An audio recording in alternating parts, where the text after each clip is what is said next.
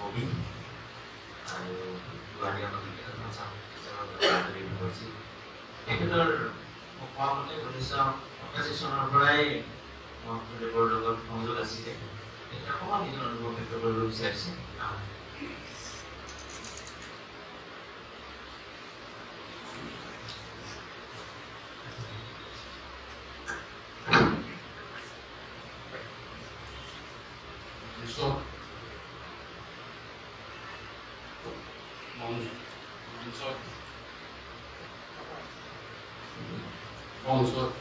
ভৱিষ্য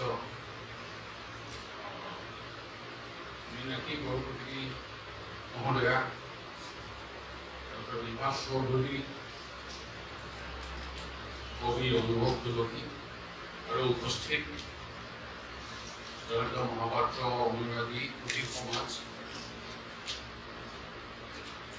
জয়ন্ত মই তেতিয়া বিশ্ববিদ্যালয়ৰ ইংৰাজী বিভাগৰ ছাত্ৰ আমাৰ বিভাগৰ মুৰব্বী আছিল ডক্টৰ হিৰেণ মই আচলতে জয়ন্ত মহাপাত্ৰক মই প্ৰথম কেনেকৈ লগ পাইছিলোঁ সেই প্ৰসংগটোহে মই কওঁ জয়ন্তৰ বিষয়ে আৰু অন্য কথা নকওঁ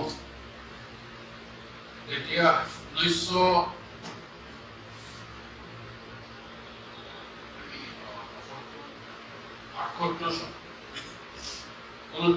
চন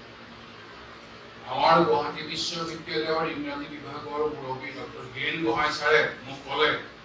যে তুমি পাণবজাৰৰ আমুকখন হোটেলৰ পৰা জয়ন্ত মহাপাত্ৰ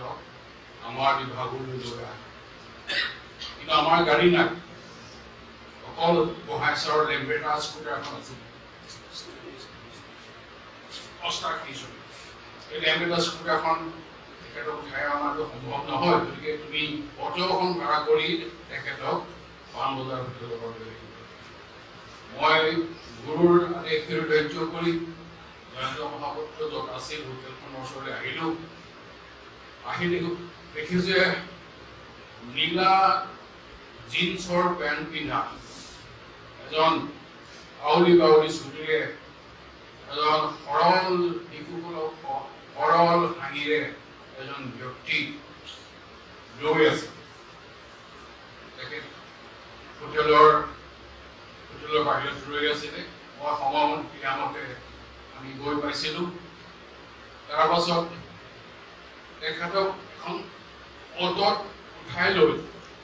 মই জালুকবাৰীলৈ লৈ গৈছিলোঁ আমাৰ গুৱাহাটী বিশ্ববিদ্যালয়ৰ ইংৰাজী বিভাগলৈ এই উল্লেখটো বাদ তেখেতে কবিতাৰ কথা সুধি গ'ল তাৰ পাছত তেখেতে কেনেকৈ কবিতা লিখিবলৈ আৰম্ভ কৰিছিলে যেন প্ৰথম সেয়া মোৰ হ'ল তেখেতৰ প্ৰথম সাক্ষাৎ নহয় যেন আমি বহুদিনৰ চিনাকি এই আন্তৰিকতা এই আত্মীয়তাৰে কথা পাতিছিলে কৈছিলে যে মই 45 বছৰ বয়সতে লিখিবলৈ আৰম্ভ কৰিছোঁ তোমাৰ এতিয়া বহুত সময় আছে তেনেকৈ কৈছিল গতিকে সেয়া তেখেতৰ সৈতে প্ৰথম দেখা আৰু প্ৰথম দেখা দিনবোৰতে সেই দিনকেইটাতে তেখেতে মোক